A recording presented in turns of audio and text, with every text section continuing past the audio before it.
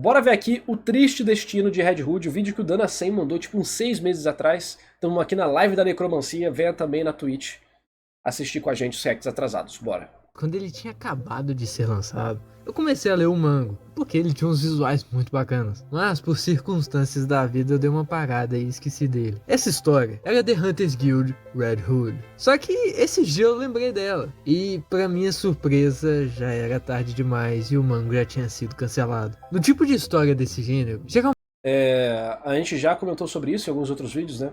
Eu analisei, acho que os 5 primeiros capítulos de Red Hood e os 5 últimos. Os mesmos erros e problemas dos 5 primeiros capítulos estavam presentes nos 5 últimos capítulos. O cancelamento foi merecido. E eu vi outras pessoas que analisaram a obra toda também e falaram, cara, teve muito problema.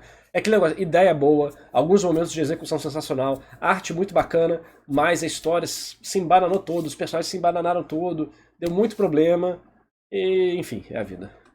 você espera uma obra relativamente longa, com vários e vários capítulos. E se fosse o caso de tomar uma machadada da editora, igual o que acontece muitas vezes, teria sido pelo menos mais do que 18 capítulos, né? Não necessariamente. Na época do Torishima, por exemplo, que eu vou falar, hoje em dia Shonen Jump corta mangá muito cedo. Mano, o Torishima já cortou mangá com 7 capítulos, 12 capítulos, umas paradas assim. Então antigamente era mais hardcore ainda, em certas épocas. Hoje em dia tá na média, tá dentro do padrão. Como que uma história que eu lembrava tem um começo muito interessante. Você acha que o autor foi arrogante ou só incompetência? Ou só erro mesmo? Ou você tá falando sobre o final dele, de falar sobre os deuses que veem o mundo como uma história? Não sei, ele ficou frustrado, né? Mas é normal, tipo, ninguém é perfeito. É muito fácil a gente analisar daqui, né? Outra coisa é fazer com prazo semanal, mano. O negócio é sinistro. Ser criativo, ranking, impressão, um bom escritor. Não é fácil sobreviver na Shonen Jump. Eu acho que assim, o cara, se ele tiver tempo pra escrever a história dele, talvez ele consiga fazer melhor, postando independente e tal. Mas dentro da Shonen Jump, cara, toda semana é outra coisa. Uma premissa bem boa, que foi muito apreciada no seu início por seu grande potencial e pedigree, com o autor tendo sido assistente de Boku no Hero Academia, simplesmente, puf, já era em apenas alguns capítulos e praticamente todo mundo achando ela bem medíocre. Fazer histórias de mangá é mais difícil do que só desenhar sua ideia legal. O triste destino de Red Hood é um frustrante caso complexo de respostas simples. Se você quer um exemplo para a frase tinha potencial, não tem uma obra mais perfeita para isso. Essa história é muito frustrante, roda logo a intro aí.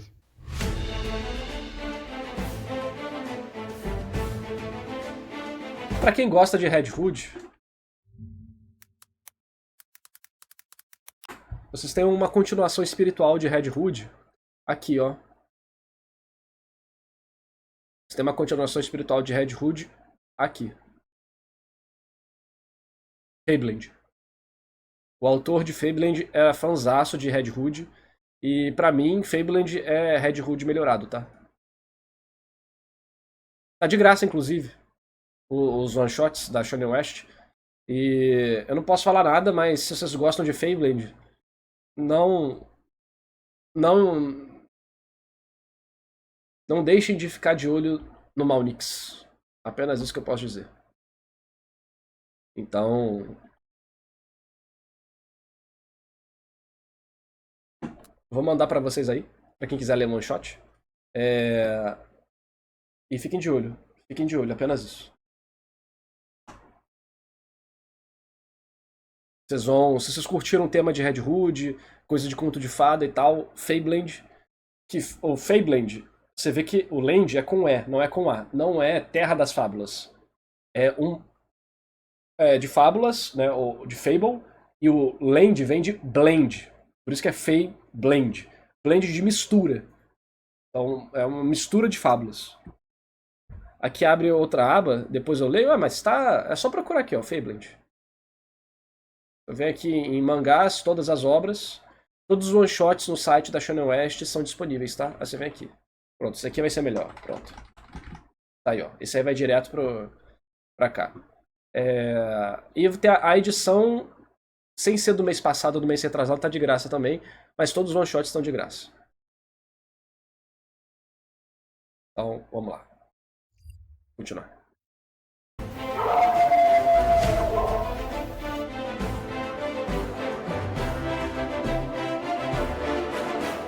O que você acha que consiste uma história de sucesso? Cada um vai falar algo diferente, porque... Não, vamos lá. Vamos ser sinceros.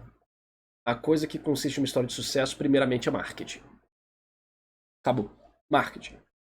Aí a história tem que ter qualidades de fato que sustentem isso. Mas uma história sem marketing não será uma história de sucesso. Ela pode ser uma história boa, mas ela não vai ser uma história comercialmente de sucesso. Então marketing tá aqui, qualidade tá aqui. Cada um tem um gosto diferente. Mas toda história grande, que você gosta por aí, só pode existir se tem uma base sólida de baixo. Quanto mais complexa é a história, melhor essa base tem que ser feita. Na maioria dos casos, essa base é a parte mais difícil de desenvolver uma história. Quantos autores você já viu por aí que terminaram uma história famosa e não conseguiram desenvolver outra do mesmo nível? Mas o Boruto não é do Kishimoto, né, pô? Kishimoto não escreve Boruto. Inclusive ele já falou pra ele, o Kishimoto falou, vocês não me superestimem, eu sou basicamente um primeiro leitor. Eu sou um leitor VIP. Ele lê primeiro e sugere algumas mudanças. É igual o Akira Toriyama em Dragon Ball Super, ele não escreveu o roteiro. E mesmo que ele mande correções, não é igual a ele escrevendo, cara. É diferente, acabou. O Samurai 8, eu acho que o problema foi de roteiro, mas também foi de desenho, tá? A quadrinização e o desenho tá muito confuso, muito confuso. O roteiro tá muito denso no início e muito convoluto também. Mas Boruto não é culpa do Kishimoto, não. O mundo já tá entupido de histórias pra todo tipo de gosto. Aí pode falar, não, mas a partir do Kurama, da morte da Kurama, o Kishimoto, não, cara, é tudo marketing. Ele pode ter ficado mais envolvido, mas não é ele que escreve. Autor, assim, sempre acreditado. É sempre assim. Quando tinha o Dragon Ball Evolution, tava lá, Akira Toriyama, diretor executivo, entendeu? Os filmes de Bleach, tava lá, o Kubo, diretor de sei lá o quê. O Kubo até mandou uma carta no Blu-ray falando, ignorem meu nome nos créditos, eu não fiz porra nenhuma, porque eles simplesmente ignoraram tudo que eu pedi pra fazer. É isso. Tema e personalidade. E dentro disso, cada um com uma base específica diferente. Já é complicado fazer uma base forte. Aí você também tem que fazê-la interessante. Mas mesmo com todo o marketing que Toriko recebeu, ele fracassou. Porque, infelizmente, não tinha a base pra isso, né? Eu não sei qual é o problema de Toriko, mas o fato é, não agradou o público, mesmo com marketing pra cacete. Por que não agradou o público? Não sei, tem que ver os problemas de Toriko. Mas ele é muito... assim, tem uma fanbase bem forte de Toriko, né? Mas eu nunca entendi o apelo de Toriko necessariamente. Até no primeiro filme de Bleach, não. Isso que eu tô falando foi no quarto filme de Bleach que rolou isso. Interessante e chamar... e perguntaram pra ele, Kubo, eu não entendi porque no segundo filme de Bleach tem duas que Onimarus. Aí o Kubo falou de forma educada e falou o seguinte. Eu peço que você veja os filmes como um universo paralelo. O que ele tava querendo dizer é, ignora os filmes, porra. Não tem nada a ver com a história. Fazer aquilo que vai chamar os olhos de quem possivelmente estaria interessado e então agarrar um novo leitor. Esse problema é o que proporcionou todo o triste destino de Red Hood, mas não porque a base dele é ruim. Mas hoje em dia não é o Kishimoto que escreve Boruto, não, gente. Você tem que entender o que é marketing, o que é fato. Kishimoto não escreve Boruto, acabou. Aceitem isso, Kishimoto não escreve Boruto. Ele é acreditado porque ele é o dono da história e talvez hoje em dia ele seja um supervisor. Mas um ano atrás, ele mesmo falou que ele era como um leitor VIP. Que ele lia a história antes de todo mundo e sugeria edições. É isso. Pelo exato contrário. A base de Red Hood é extremamente sólida e muito interessante. Aí vai vir fã de Boruto pra me corrigir nos comentários. Se você vier fazer isso, meu amigo, venha de forma educada, por favor. Fala na moral, que eu não tô querendo passar hate em Boruto. Inclusive, eu gosto de vários conceitos de Boruto. Acho que é uma história que teve um potencial desperdiçado e que ela recebe um hate desnecessário da comunidade de animes lá no seu início. Hoje em dia esse hate envolve mais porque a comunidade de Boruto é meio chata e tal, sei que, mas eu não quero briga com ninguém. Se tiver alguma informação nova, por favor, coloque aqui nos comentários de forma educada, porque senão eu vou mandar você tomar no cu e vou te dar shadowban do canal, você vai ficar discutindo com ninguém. Acompanhando de início um garoto chamado Verou, em uma pequena vila que está sendo atormentada por lobisomens. O garoto tinha sido acolhido pelo... Tem um vídeo sobre a última entrevista do Kishimoto, ele fala isso que eu falei, de que ele é tipo um leitor VIP. Bondoso prefeito depois de perder seus pais. O mesmo prefeito que vendeu praticamente tudo que tinha para conseguir contratar um caçador da Guilda dos Caçadores para lidar com os lobisomens. Até onde eu lembro era isso mesmo. Por isso que eu tô falando, vai vir alguém falar alguma outra coisa, mas isso que eu vi é recente, não é antigo, não. Os homens que já tinham devorado todos os aldeões capazes de lutar. E se aquilo continuasse daquele jeito, em pouco tempo, todo mundo já teria sido devorado. E é aí que aparece Grimm, a caçadora enviada pela guild para lidar com o problema. De início, parece uma criança qualquer, mas então, o prefeito devia ser milionário, porque ele não só contratou uma das melhores caçadoras da guild, mas ela também vira uma personagem com um dos melhores designs que existe quando ela se transforma. E a história se move daí. Quando falamos que Red Hood tem um potencial, quer dizer que a base da história é muito boa, uma ideia central interessante e um clima perfeito. Você vê como é que ideia não serve pra nada, né? Ambientação bem construída, complementada com desenhos e designs simplesmente lindos e bem equiparáveis à qualidade do desenho de Horikoshi, sendo até melhores em algumas vezes do que a arte de início do Boku no Hero. E a partir daí então é de boa. O autor já fez tudo que é extremamente difícil da melhor forma. Eu acho que ele gastou muito tempo com muita rachura. Eu acho que isso deve ter prejudicado a construção do mangá dele. Porque você tem tempo, né? Você tem um prazo. Mas tudo bem, nos primeiros capítulos ser explosivo assim, mas depois acaba consumindo você. Aí os autores vão naturalmente desenvolvendo técnicas pra fazer o trabalho deles ficar mais rápido.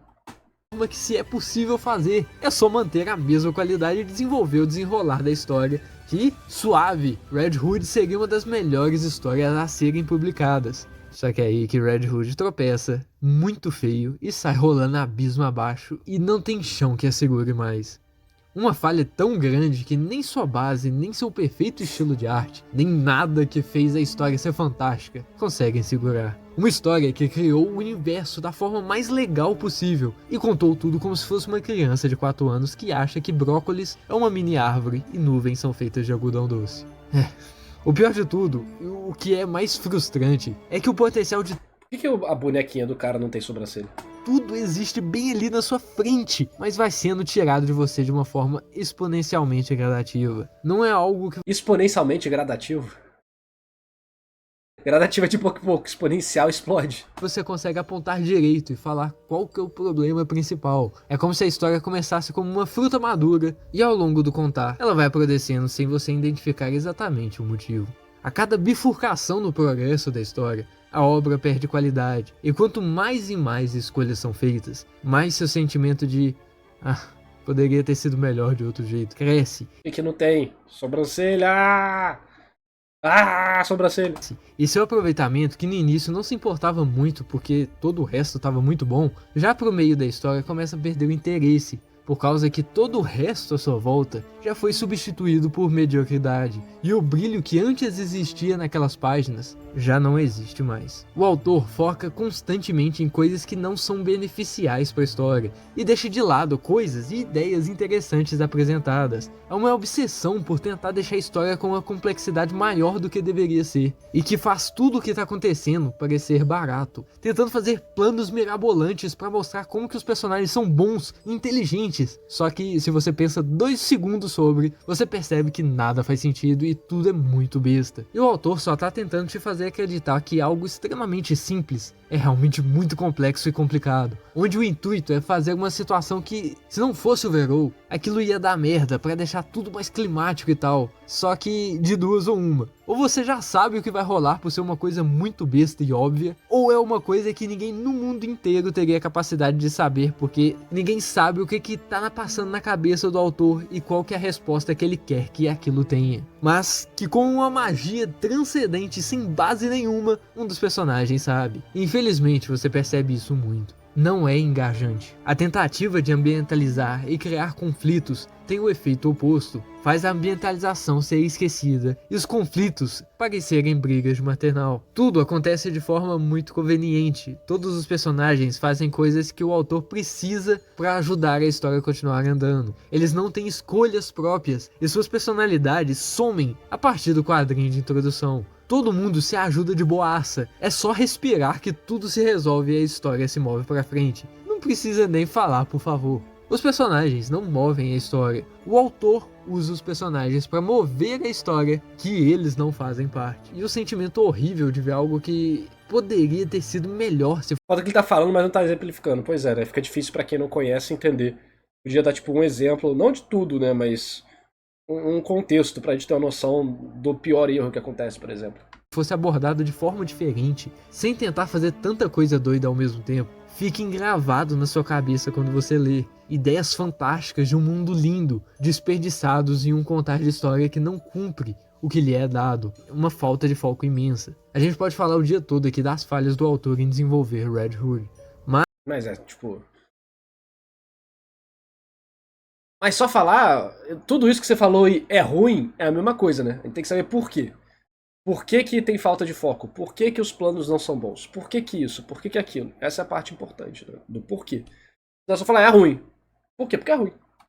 Mas a culpa disso tudo não é inteiramente dele. A indústria de mangás atualmente é um ambiente depressivo para novos autores. Não basta você ter um desenho bacana, não basta você ter uma premissa interessante, não basta você ter um nome conhecido, ser assistente de uma história famosa ou algo. O que basta é ter uma história boa. O que é uma história boa? História com marketing e que tenha qualidade ali, né? Você tem que saber o que seu público quer, tem que saber vender, você tem que ser familiar o suficiente para o público não te rejeitar e diferente o suficiente para o público ter interesse em ler. É isso que você tem que fazer. E aí, dependendo da revista que você tá, você tem que se adaptar ao público dela. Então... E aí, além disso, você tem que ter uma história boa. E torcer pra você ter uma adaptação boa de anime, ou marketing da revista, ou editor ver potencial. Tem 1001 fatores. Mas... o mercado de mangá não é necessariamente ruim não, tá?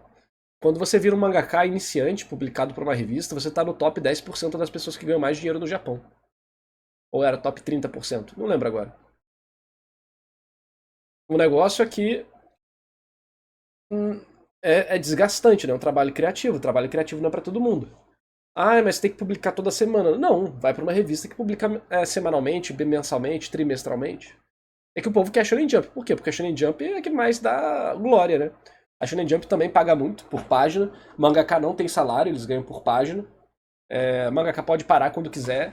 A obra é dele, né? O direito de distribuição que é da Shueisha e o resto é dividido, né?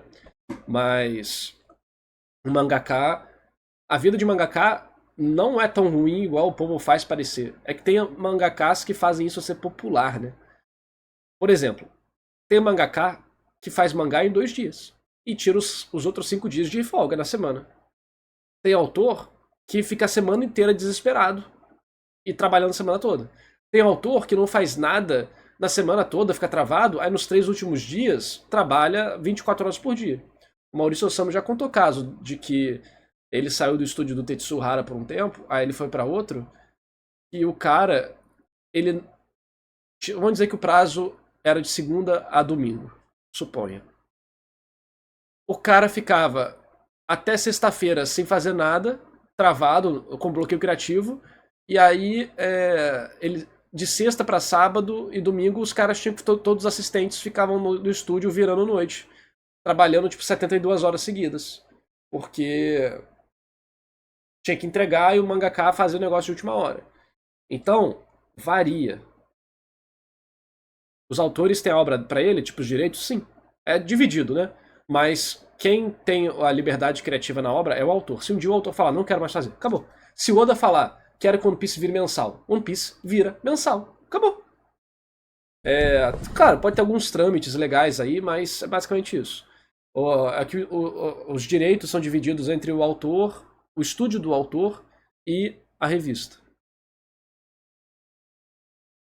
É tudo do autor, é tudo do autor. Só que o autor ele cede os direitos de distribuição para a Shueisha. E aí, se a obra é cancelada, ela desaparece. Entendeu? Ela não pode ser mais comercializada. Mas isso aí é padrão, gente. Né? Isso aí é comum de todas as revistas. Na verdade, você pode até conseguir trocar de revista, tá? O autor de Shaman King trocou de revista, o autor de Gash Bell trocou de revista. Então tem espaço para isso sim. É um trabalho puxado e tudo mais. Você que paga seus assistentes, que é pesado também. Mas, cara, você ganha... O que você ganha? É muita grana que você ganha sendo mangaka. Não só pelo que você ganha por página, que era mais de 20 mil reais, eu acho. Um mangaka iniciante, que nunca publicou antes, ganha tipo 25 mil reais, né? Era uma parada assim. Mais royalty de tudo que tem do mangá, venda de mangá, que é onde vem a boa grana, vem das vendas de mangá, por exemplo. Pra quem não tem figurinha, essas coisas, né? E o mangá, um mangaka mais de sucesso ganha mais de 50 mil reais ao todo por mês, né? Porque você pega o valor da página, multiplica pela quantidade de páginas e tal, ganha mais de 50 mil reais. Isso para autores normais, tá? A gente não tá falando de autores estrela. Então, assim, é um trabalho cansativo, ele é muito mais desgastante pela pressão social e não pelo trabalho em si. Porque é um ranking constante, é um estresse criativo, mano. Não tem como, é um estresse criativo. Mas alguns se dão bem com isso, outros não. O Tabata, de Black Clover, não se deu nada bem. O cara quase se matou 3 vezes fazendo Black Clover. Quem pediu isso foi a esposa dele. Aí ele falou, não aguento mais, foi pro trimestral.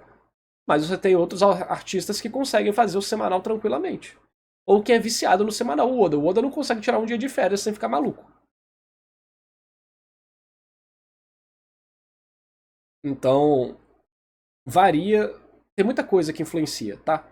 Mas não é. A gente tende a romantizar as más condições de trabalho do mangaka, mas não é assim não. Tipo, os caras têm muita grana, têm muito apoio, eles têm uma liberdade enorme. Eu já falei isso uns 3 ou 4 vídeos aí, vocês podem procurar. Algo assim, em um mercado competitivo e saturado como esse, no momento que você falha um pequeno ponto, um alvo já é pintado nas suas costas, e se você ceder à pressão, o gatilho é puxado. Não, o Oda ganha muito mais de 50 mil pra trabalhar, tá? Muito mais. O salário do Oda deve estar nos 100 mil dólares no mínimo. Fora que ele ganha 10% de toda a venda de mangá, mais porcentagem de outros merchandises. Cara, se o Oda não precisa mais de dinheiro, gente. O Oda já é milionário. O Oda já é milionário. Ele faz o que ele quiser. Se ele continua trabalhando, é porque ele é viciado. É isso. Não sei quanto o Kubo ganha. Não, o Oda, o Kishimoto e o Kubo são milionários, gente. É isso, eles são milionários. Pensar 2 vezes. Quando você recebe a notícia que sua história tá indo pro lixo do esquecimento e que E a você gente tá falando de dólares aqui, tá? tem que finalizar ela em X número de capítulos pra eles tirarem aquela porcaria da revista deles. O que você faz? Que motivação você tem de fazer esse... Procura meus vídeos, eu tenho uns vídeos sobre isso aqui, ó. Quem quiser ver depois, procura aqui, ó. Narrativando editor mangá. Aí aqui, ó. Esse vídeo, mangás atuais precisam mudar, de quem é a culpa. Aqui, ó. Mangaka proibido de tirar férias, mangaka revela todos os segredos em entrevista. O submundo dos mangás cancelados injustamente. Aí tem aqui, ó. Merecia uma segunda chance, mangá cancelado do Genial, de coisa. Procura e você vai achar os negócios aqui. Eu tenho um monte de vídeo meu falando sobre esse assunto, onde eu vou em detalhes, tá? Eu vou em dados, eu vou em notícia. Também tem isso aqui, ó. Narrativando Oda está mal. Esse aqui também, ó. Cadê? Aqui, ó. One Piece não pode não ter final. O One Piece corre risco. O autor está muito mal. De quem é a culpa? Em todos esses vídeos eu vou a fundo em vários dados, em várias entrevistas, em várias informações, em vários dados empresariais, editoriais, para fazer um vídeo embasado para vocês. Final que você não quer fazer, de uma história que você achou que seria a obra de sua vida, mas que por tudo que vem acontecendo na empresa publicadora e por algo que você fez... Mangá dá dinheiro sim, pô. Mangá dá dinheiro sim. O negócio é que o custo para produzir mangá também é alto, porque você tem que pagar os assistentes. No meu vídeo eu explico tudo, tá tudo lá explicado. Sua confiança nela já não existe, mas por linhas contratuais você tem que fazer, tem que terminar. Tem indícios de seu plot final desde o início da história, mesmo que talvez nessa parte fosse outra ideia se formando. Mas nós nunca saberemos o real sentido ou as intenções do autor. Só que usar essa oportunidade para criticar toda a indústria e fazer ela mesma publicar a crítica é com certeza uma ideia bem audaciosa. E foi isso que o autor fez. Se esse era ou não o enredo que Red Hood tinha desde o início de seu desenvolvimento, ou se foi uma resposta ao cancelamento, certamente transformou a história de uma inocente trama que não consegue nem fazer um plano complexo para desenvolver os personagens em uma obra que tenta expor as dificuldades do mercado de mangás. A intensa e insana expectativa em cima... Mangaka é tipo freelancer? Podemos dizer que o mangaka é tipo freelancer? Não. O mangaka, ele entra em contrato com uma editora e ele é pago por página. Ele pode fazer essas páginas no tempo dele. Mas se você vai numa revista semanal, é esperado que você entregue semanal. Mas mesmo assim tem o cara lá de Huri Dragon, ele sumiu por 3 meses. voltou, depois sumiu por 6 meses de novo. E continua publicando. Por quê? Porque a história dele faz sucesso. A única coisa que importa pra Shonen Jump é se o mangá vende. Se ele vende, você pode fazer o que você quiser. Se ele não vende, aí tu tem que dançar conforme a música. É como PJ, é tipo, é que os autores eles criam um estúdio e esse estúdio é que recebe o dinheiro e seria tipo um PJ. E esse estúdio que legalmente tem os direitos e tal, tem um monte de coisa, que com o estúdio fica mais fácil de administrar todas essas questões burocráticas. Não, ele não é um freelancer porque ele tem o contrato para trabalhar com a editora e manter esse trabalho com ela. Ele não, é muito raro um cara trabalhar para duas revistas ao mesmo tempo, apesar de ser possível. Mas não é um freelancer, o cara não tá fazendo um pouco de trabalho para cada um. Não, ele foca no mangá dele pra editora, pronto, acabou. De algo criado por alguém. Milhões de olhos públicos olhando por cima do ombro de uma pessoa e a angústia de todo Fora que freelancer, você faz o que o cliente quer. Não tem isso. O mangaka faz o trabalho dele e ele é orientado pelos editores. Mas o mangaka não precisa aceitar nada do que o editor fala. esse peso colocado na sua única oportunidade de pagar as contas de casa e a janta de amanhã. Tem alguém que faz 2 mangás ao mesmo tempo? Sim, vários. Tem vários mangakas que fazem 2 a 3 mangás ao mesmo tempo. O Mashima era um deles. O Mashima soltava às vezes 2 capítulos por semana, pô. Tipo, você abria lá a revista que tinha Fairy Tail, tinha 2 capítulos. Por quê? Porque o Mashima é maluco. Red Hood foi uma obra criada com amor e com uma habilidade fantástica de desenho e ideias de construção de mundo. Só que por diversos motivos, o seu desenvolvimento não foi o que deveria ser quando você toma em conta a qualidade e a dedicação demonstrada na sua premissa e no one-shot que deu a oportunidade para essa história. Culpa do autor, culpa da publisher, ingenuidade, falta de experiência. Quem sabe qual é o motivo dessa imensa falha?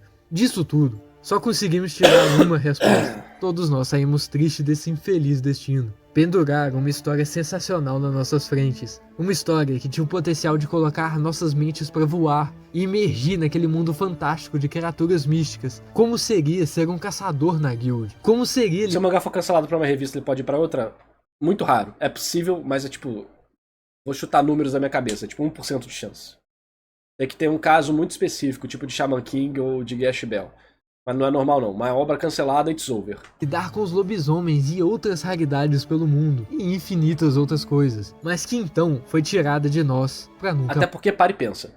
Esse Shaman King e Gash Bell são 2 obras que tiveram validação de público e de mercado.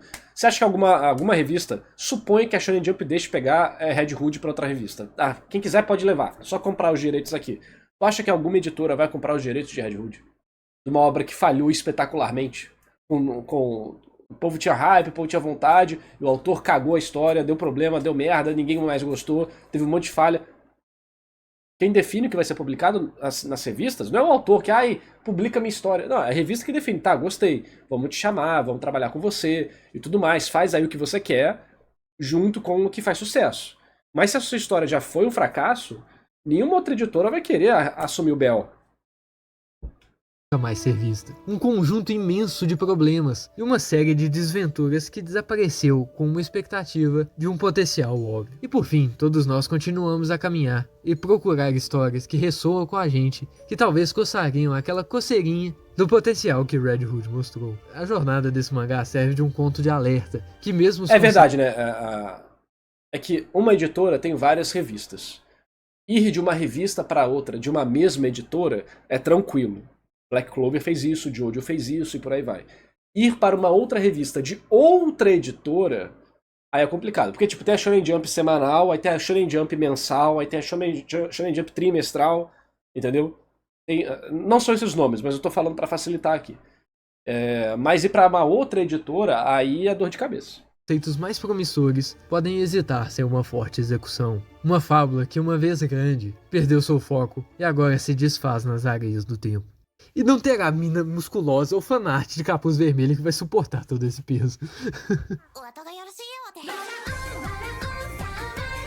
O Red Hood ele marcou muitas pessoas, porque a galera gostou muito, mas acabou se perdendo demais, né? Mas também, o Pine, se foi abstrato demais no vídeo, pô. Dava uns exemplos muito. mais concretos, mostrava algumas cenas, falava, tipo, olha só, isso aqui exemplifica isso e tal. Você ficou muito por cima, aí fica muito, é ruim, mas por que é ruim? Porque é ruim? Ah, porque se perdeu. Por que se perdeu? Ah, os planos, tipo, é legal você dar alguns exemplos até pra pegar o argumento, né? E também pra deixar o vídeo mais completinho.